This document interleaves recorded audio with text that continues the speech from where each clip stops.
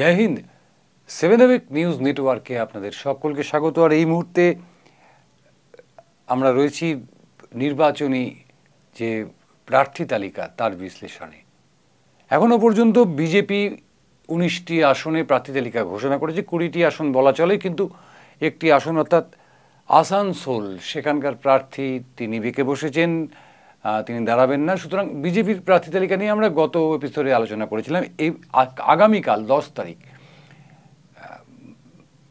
জনগর্জন সবার থেকে হয়তো তৃণমূল কংগ্রেসের প্রার্থী তালিকা ঘোষণা হবে। তার আগে ঠিক কী প্রার্থী তালিকা ঘোষণা হতে চলেছে সেটাই কিন্তু আজকে আমাদের আলোচনার বিষয়। ঠিক কী প্রার্থী তালিকা ঘোষণা হতে চলেছে সেটাই আমাদের আলোচনার বিষয়। কারণ গত নির্বাচনে তৃণমূল কংগ্রেসের দখলে ছিল 27টি লোকসভা আসন, পক্ষান্তরে বিজেপির দখলে ছিল 13টি লোকসভা আসন এবং জাতীয় কংগ্রেসের দখলে ছিল 2টি লোকসভা আসন। এ রাজ্যের একদা সর্ববৃহৎ রাজনৈতিক দল সিপিআইএম বা বামফ্রন্টের ঝুলিতে ছিল 0 আসন। সেই জায়গা থেকে দাঁড়িয়ে আজকের পরিবর্তিত পরিস্থিতিতে জনগর্জন সবার আগে ইনসাফ সভা বামেদের, বাম ছাত্র যুবদের, তারপরে বাম ছাত্র যুবদের একটা ঢল, পাশাপাশি বিজেপির সর্বাত্মক আক্রমণ, একাধিক শীর্ষ নেতার দলত্যাগ, এর মুখোমুখি দাঁড়িয়ে তৃণমূল কংগ্রেস কাকে কাকে প্রার্থী করতে পারে, আমি বারবার বলছি কাকে কাকে প্রার্থী করতে পারে বলে আমাদের কাছে সর্বশেষ খবর। যেমন ধরুন কোচবিহার সংরক্ষিত আসন, গতবার 44.4% ভোট পেয়ে এখানে বিজেপি প্রার্থী জয়ী হয়েছিল, কিন্তু এবছর কিন্তু তৃণমূল কংগ্রেস এই আসনে আশাবাদী। সম্ভাব্য প্রার্থী পার্থ প্রতিম রায়, তৃণমূল কংগ্রেসের কোচবিহার থেকে প্রার্থী পার্থ প্রতিম রায়। আলিপুরদুয়ার, এটিও একটি সংরক্ষিত আসন। এই আসনে 36.7% ভোট পেয়ে বিজেপি জয়লাভ করলেও এবার কিন্তু বালুচিক বড়াই, তার ওপরেই ভরসা রাখতে চলেছে তৃণমূল কংগ্রেস। অর্থাৎ বালুচিক বড়াই আলিপুরদুয়ার সংরক্ষিত আসনের তৃণমূল প্রার্থী। জলপাইগুড়ি, এটিও একটি সংরক্ষিত আসন। এই আসনে 2টি নাম কিন্তু ভেসে আসছে। এক, সদ্য বিজেপির থেকে চলে আসা দীপেন প্রামাণিক, বিজেপি নেতা দীপেন প্রামাণিক, অন্যদিকে স্বপ্না বর্মন। তবে আমাদের কাছে যা খবর রয়েছে, দীপেন প্রামাণিক এখান থেকে তৃণমূল কংগ্রেসের হয়ে প্রতিদ্বন্দ্বিতা করতে পারেন। এরপরে দার্জিলিং জেলাতে গত লোকসভা নির্বাচনে 4,13,443 ভোটে পরাজিত হয়েছিল তৃণমূল কংগ্রেস প্রার্থী। সুতরাং এখানে একটা বলা যায় অসম লড়াইয়ের মুখোমুখি তৃণমূল কংগ্রেস। কিন্তু এই মুহূর্তে যে রাজনৈতিক ইকুয়েশন, সেখানে দাঁড়িয়ে গোর্খা জনমুক্তি মোর্চা বা বলুন ধরুন অন্যান্য যে সমস্ত গোর্খা সংগঠনগুলো রয়েছে, তাদের একাংশের সমর্থন তৃণমূল কংগ্রেস পাচ্ছে। সেখানে অবশ্যই তৃণমূল কংগ্রেস স্বপ্ন দেখছেন যে দার্জিলিং তারা জয় করবেন এবং সেখানে প্রার্থী হিসেবে উঠে আসছে 2টি নাম। এক, কেশব রাজ শর্মা, 2, গোপাল লামা। এই গোপাল লামাই কিন্তু সম্ভবত তৃণমূল কংগ্রেসের প্রার্থী হতে পারেন। প্রাক্তন একজন দুদে আইএএস অফিসার গোপাল লামা এবার দার্জিলিং থেকে তৃণমূল কংগ্রেসের প্রার্থী হতে চলেছেন। রায়গঞ্জেও কিন্তু 60,574 ভোটে তৃণমূল কংগ্রেস পরাজিত হয়েছিল।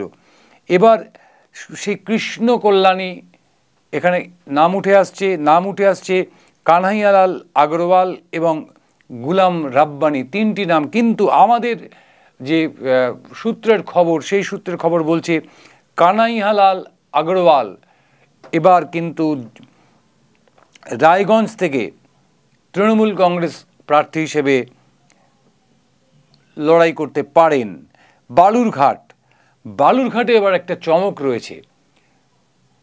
অতীতে বহু আইপিএস অফিসার নির্বাচনে লড়েছেন, নির্বাচনে জয়লাভ করেছেন, এমনকি রাজ্যের মন্ত্রীও হয়েছেন। সেই রকমভাবেই প্রসূন বন্দ্যোপাধ্যায়, না হাওড়ার সাংসদ প্রসূন বন্দ্যোপাধ্যায় নয়, ফুটবলার প্রসূন বন্দ্যোপাধ্যায় নন, প্রসূন বন্দ্যোপাধ্যায় এখনও একজন আইপিএস অফিসার হিসেবে আমাদের রাজ্যে পুলিশের একজন শীর্ষকর্তা হিসেবে কর্মরত। তিনি হয়তো ইস্তফা দিয়ে, প্রসূন বন্দ্যোপাধ্যায় ইস্তফা দিয়ে প্রার্থী হতে চলেছেন বালুরঘাট কেন্দ্রে। বালুরঘাট কেন্দ্রের তৃণমূল প্রার্থী প্রসূন বন্দ্যোপাধ্যায়। মালদা উত্তর কেন্দ্রটিতে কিন্তু এবার তৃণমূল কংগ্রেস প্রার্থী করতে চলেছে আব্দুল রহিম বক্সিকে। যদিও মৌসম বেনজির নূরের নামটা এখানে হাওয়ায় ভাসছিল, কিন্তু সর্বশেষ পাওয়া খবর অনুযায়ী আব্দুল রহিম বক্সি ইনি হতে চলেছেন মালদা উত্তরের তৃণমূল কংগ্রেস প্রার্থী, যে আসনটি গতবার দখল নিয়েছিল বিজেপি। মালদা দক্ষিণ আসনটি কিন্তু দখল নিয়েছিল জাতীয় কংগ্রেস।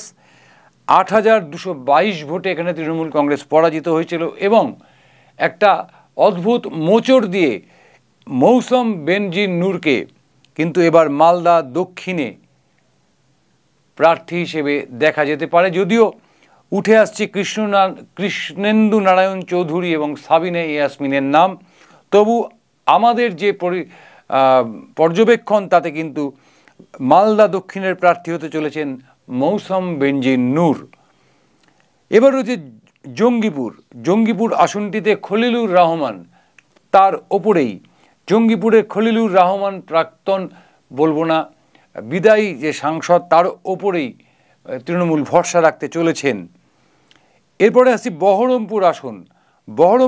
আপনারা জানেন যে বহরমপুর মানে জাতীয় কংগ্রেস এবং অধীর রঞ্জন চৌধুরী গত বছর ৮০,০০০ গত নির্বাচনে ৮০,৬৯৬ ভোটে এখানে তৃণমূল কংগ্রেসকে পরাজিত করেছিলেন অধীরবাবু।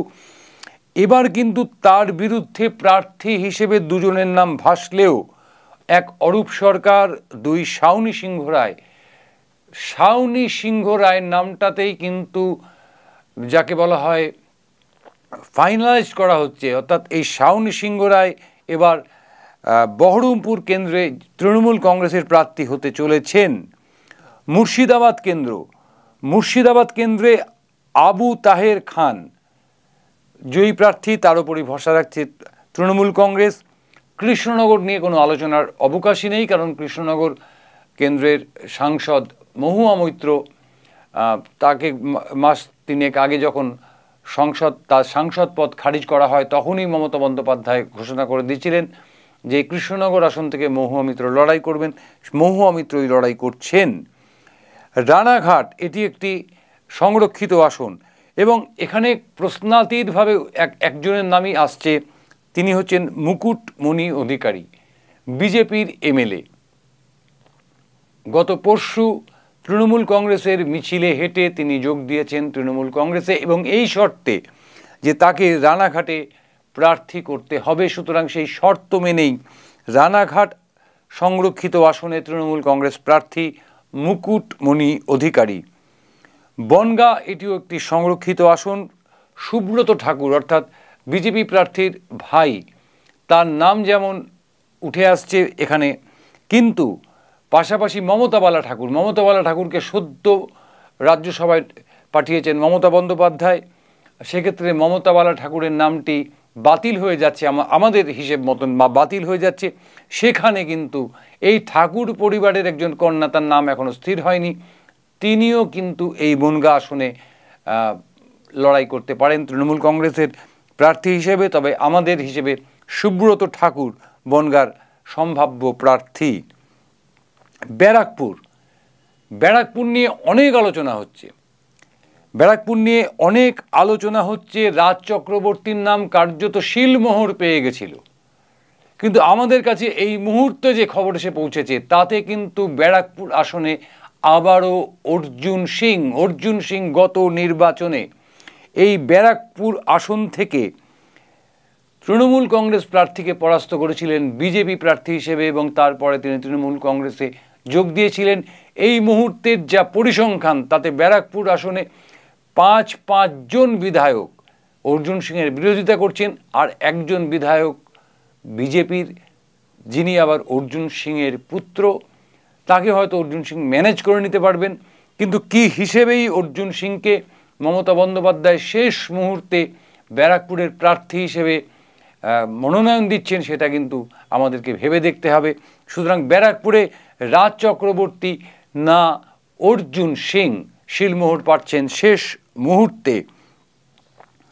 আমরা চলে আসবো দমদম কেন্দ্রে। দমদম কেন্দ্রে দুটি নাম ভাসিয়ে দেওয়া হয়েছিল এবং ধরে নেওয়া হয়েছিল যে ব্রাত্য বসু অথবা সুজিত বসু। শেষ পর্যন্ত ব্রাত্য বসুর নাম কার্যত ফাইনাল হয়ে গেছিল, কিন্তু একেবারে শেষ মুহূর্তে তাপস রায় দলত্যাগ করার পরে যে সিদ্ধান্ত হয়েছে সেখানে সৌগত রায়ের নামে শিলমোহর পড়েছে। অর্থাৎ দমদমে আবারও সৌগত রায়, অর্থাৎ চতুর্থবারের জন্য সৌগত রায় প্রতিদ্বন্দ্বিতা করতে চলেছেন তৃণমূল কংগ্রেসের হয়ে। এরপরে চলে আসি বারাসাত।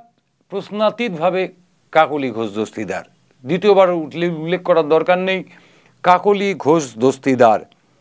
বসিরহাট বিতর্কিত আসন এই মুহূর্তে, এই কারণে সন্দেশখালী এই বসিরহাট লোকসভার একটি বিধানসভা এবং সেইখানকার যে পরিস্থিতি, সেই পরিস্থিতি আজকে জাতীয় রাজনীতির আলোচনার বিষয়। কেউ কেউ তো বলছেন জাতীয় লজ্জা, কেউ কেউ বলছেন যে এই বসিরহাটের ঘটনাকে কেন্দ্র করে এই রাজ্যে অনেক পরিবর্তন ঘটে যাওয়া সম্ভব।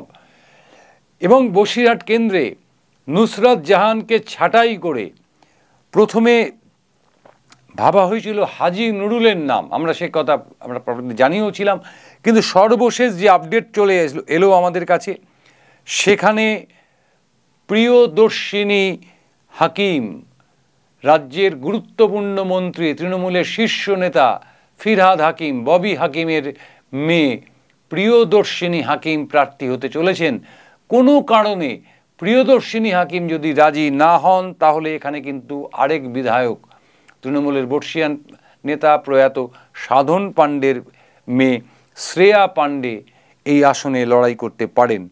জয়নগর সংরক্ষিত আসন, জয়নগর সংরক্ষিত আসনে প্রতিমা মণ্ডল জয়ী প্রার্থী, তার উপরই ভরসা রাখছেন তৃণমূল নেতৃত্ব। মথুরাপুর সংরক্ষিত আসন, এখানে মাথায় রাখতে হবে যে বহু চ্যানেলে বিভিন্ন রকম নাম ঘোরাফেরা করেছে, কিন্তু মথুরাপুরকে উল্লেখ করলেই সেখানে সংরক্ষিত শব্দটি ব্যবহার করতে হয়। মথুরাপুরে কিন্তু সবচাইতে বড় চমক, সবচাইতে বড় চমক এই কারণে, বামফ্রন্টের চেয়ারম্যান, সিপিআইএমের রাজ্য সম্পাদক, গণশক্তির সম্পাদক অনিলায়ন, যেটাকে নিয়ে একসময় তুমুল তোলপাড় হয়েছিল রাজ্য জুড়ে, বামফ্রন্টের অবিসংবাদী নেতা অনিল বিশ্বাসের কন্যা অজন্তা বিশ্বাস, এই অজন্তা বিশ্বাস কিন্তু এবার মথুরাপুর সংরক্ষিত আসন থেকে চৌধুরী মোহন জটুয়ার পরিবর্তে তৃণমূল কংগ্রেসের প্রার্থী হতে চলেছেন। অজন্তা বিশ্বাস, অবাক লাগছে, এটাই সত্যি।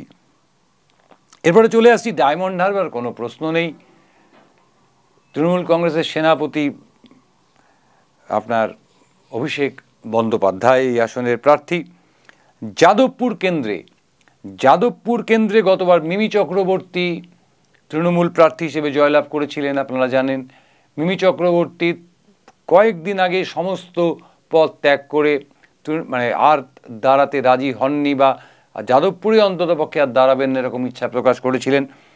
তার পরিবর্তে এখানে আরেক অভিনেত্রী সায়নী ঘোষের নাম উঠে আসছে। যাদবপুরে এবার প্রার্থী হতে পারেন সায়নী ঘোষ। কলকাতা দক্ষিণ মালা রায়ের ওপরই ভরসা রাখছেন তৃণমূল নেত্রী, যদিও এখানেও প্রার্থী বদলের কথা উঠেছিল, কিন্তু মহিলাদের প্রার্থী করতে হবে, বেশি সংখ্যক মহিলা প্রতিনিধি সংসদে পাঠাতে হবে, সেই ভিত্তিতে দাঁড়িয়ে সেখানে মালা রায়ের ওপরই ভরসা রেখেছেন।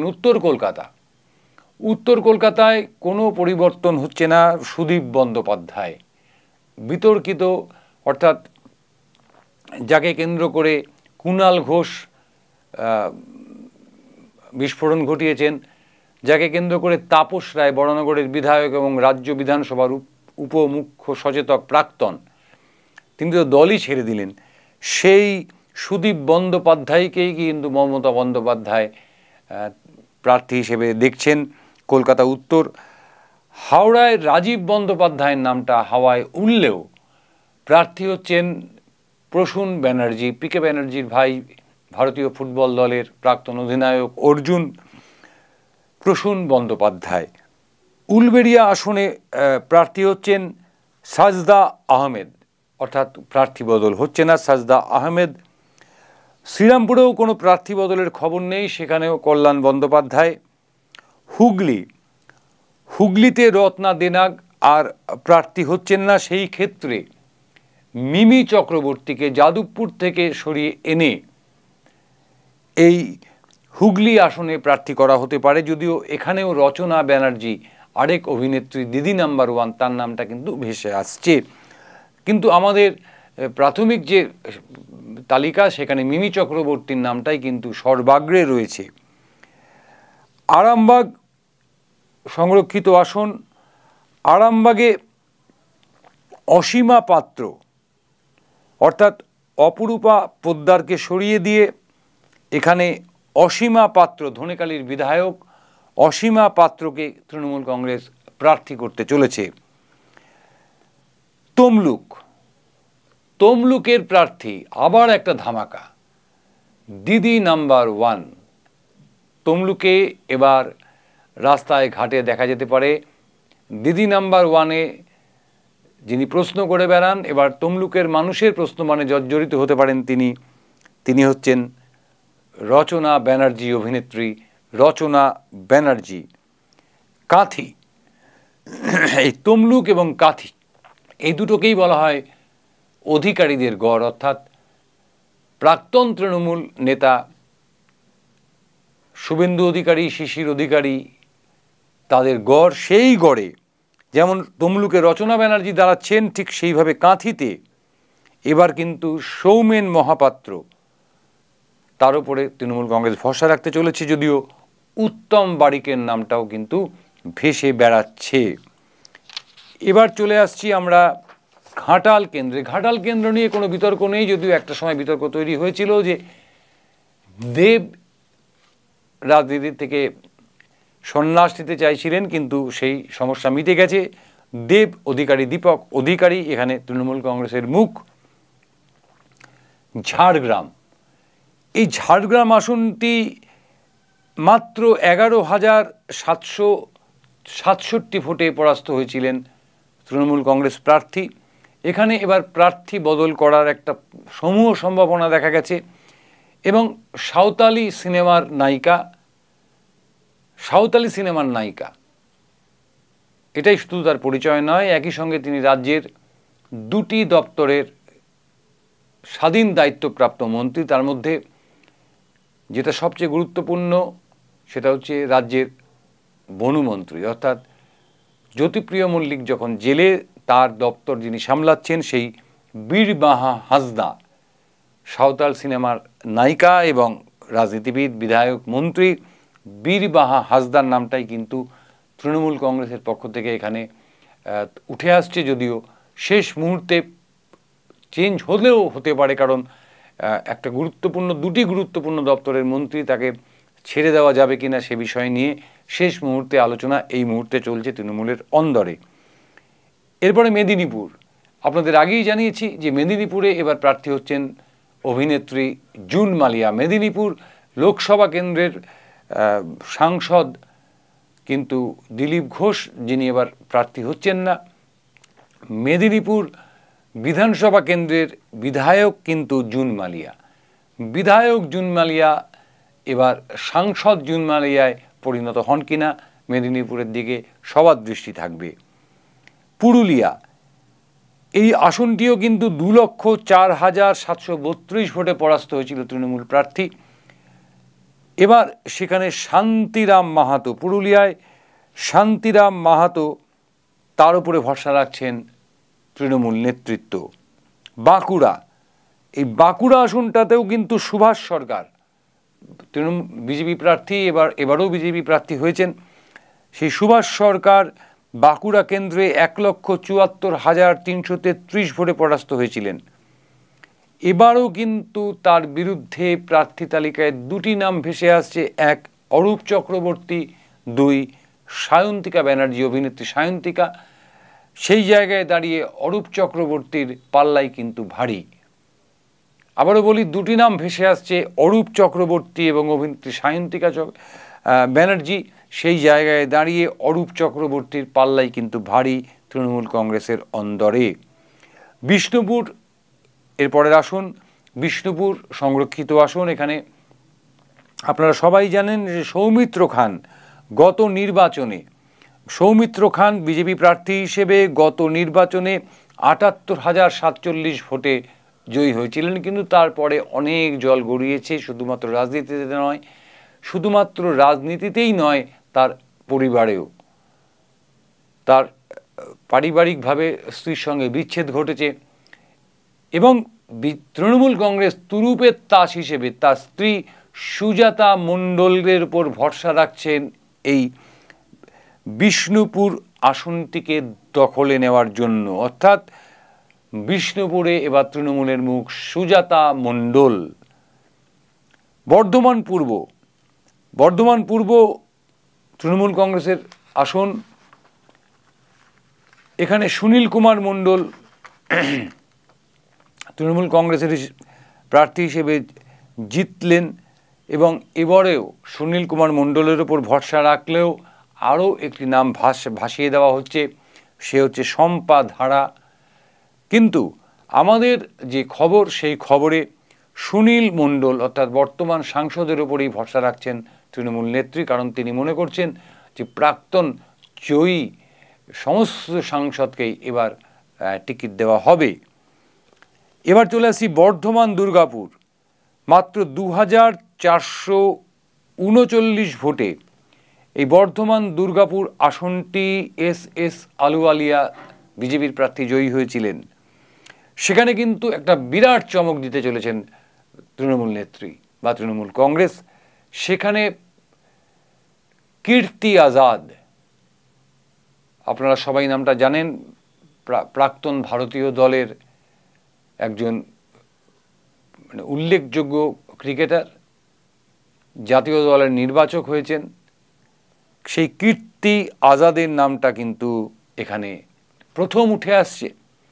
কীর্তি আজাদ যদি কোনোভাবে গড়রাজি হন তাহলে কিন্তু এখানে সায়নী ঘোষ প্রতিদ্বন্দ্বিতা করতে পারেন, কিন্তু বর্ধমান দুর্গাপুরে কীর্তি আজাদ তৃণমূল কংগ্রেসের মুখ। সবচাইতে যেটা ব্রেকিং, অর্থাৎ ভাবাই যাচ্ছে না যে একজন সর্বভারতীয় ক্ষেত্রে খ্যাতিমান একজন অভিনেত্রী তিনি পশ্চিমবঙ্গ লোকসভায় দাঁড়াতে পারেন। সেই আসনটা হচ্ছে আসানসোল। শত্রুঘ্ন সিনহা, হ্যাঁ আমরা জানি যে গত নির্বাচনে অর্থাৎ 2019-এর নির্বাচনে এই আসানসোল আসন থেকে বাবুল সুপ্রিয় তিনি বিজেপি প্রার্থী হিসেবে জয়ী হয়ে তৃণমূল কংগ্রেসে যোগদান করেন এবং এই আসনটি খালি হয়ে যায়। বাবুল সুপ্রিয় রাজ্য মন্ত্রিসভায় যোগদান করেন বিধানসভা নির্বাচনে জয়লাভ করে। তারপরে শত্রুঘ্ন সিনহাকে উড়িয়ে আনা হয় এবং শত্রুঘ্ন সিনহা বর্তমানে সিটিং এমপি আসানসোলের। কিন্তু শোনা যাচ্ছে বয়সের কারণে শত্রুঘ্ন সিনহা এই আসনটি তুলে দিতে চাইছেন তার মেয়ের হাতে, অর্থাৎ সোনাক্ষী সিনহা। বুকটা দূর করে উঠছে যে সোনাক্ষী সিনহার মতন একজন সর্বভারতীয় জনপ্রিয় চিত্র তারকা নায়িকা তিনি আপনার চোখের সামনে আসবেন, আপনার কাছ থেকে ভোট চাইবেন। হ্যাঁ, চাইতে পারেন। আসানসোল কেন্দ্রে কিন্তু শত্রুঘ্ন সিনহার জায়গায় নাম উঠে আসছে সোনাক্ষী সিনহার, এবং এটা যদি সত্যি হয় তাহলে বিজেপি যেমন চমক দিয়েছে পরতে পরতে, তৃণমূল কংগ্রেসও কিন্তু পিছিয়ে থাকছে না। এরপর চলে আসছি বোলপুর সংরক্ষিত আসন। সেখানে কোনো পরিবর্তন নেই, অসিত মাল। এবং বীরভূমে যথারীতি অভিনেত্রী শতাব্দী রায়। এই হলো তৃণমূল কংগ্রেসের পশ্চিমবঙ্গের 42টি আসনের প্রার্থী তালিকা। সবটাই যে মিলবে এমনটা নয়, আগামীকাল সন্ধ্যের মধ্যে সবটাই পরিষ্কার হয়ে যাবে। কিন্তু আমরা দায়িত্ব নিয়ে বলতে পারি শতকরা 90% আসনে আমরা যে প্রেডিকশান দিলাম, আমরা যে আগাম আন্দাজ করলাম, সেটা কিন্তু মিলতে বাধ্য থাকবে। কারণ এর পেছনে রয়েছে অঙ্ক, এর পেছনে রয়েছে রাষ্ট্রবিজ্ঞান এবং এর পেছনে রয়েছে মনোবিজ্ঞান। সুতরাং সোনাক্ষী সিংহকে প্রসূন বন্দ্যোপাধ্যায়, মানে আইপিএস প্রসূন বন্দ্যোপাধ্যায়কে প্রার্থী হিসেবে দেখার জন্য, প্রার্থী হিসেবে বেছে নেওয়ার জন্য হয়তো আপনারা ভবিষ্যতে অভিনন্দনও জানাতে পারেন মমতা বন্দ্যোপাধ্যায়কে। আগামীকাল সারাদিন ধরে চলবে আমাদের জনগর্জন সভা। পরশু আমরা অবশ্যই ফিরে আসবো আবার এই এপিসোড নিয়ে, সিপিআইএম এবং বামফ্রন্টের প্রার্থী তালিকা নিয়ে। ততক্ষণ পর্যন্ত অবশ্যই আপনারা চোখ রাখুন 7 নিউজের পর্দায়, কারণ একমাত্র বিজ্ঞাপনহীন এই চ্যানেলটি শিরদাঁড়া সোজা রেখে সঠিক কথাটা সঠিক সময় আপনাদের সামনে তুলে ধরে। আমাদের চ্যানেলটিকে যদি আপনাদের পছন্দ হয়, আমাদের এই অনুষ্ঠান, খবর বা সম্প্রচারিত যে কোনো কিছু আপনাদের যদি পছন্দ হয়, চ্যানেলটিকে অবশ্যই সাবস্ক্রাইব করবেন। সকলে ভালো থাকবেন। জয় হিন্দ।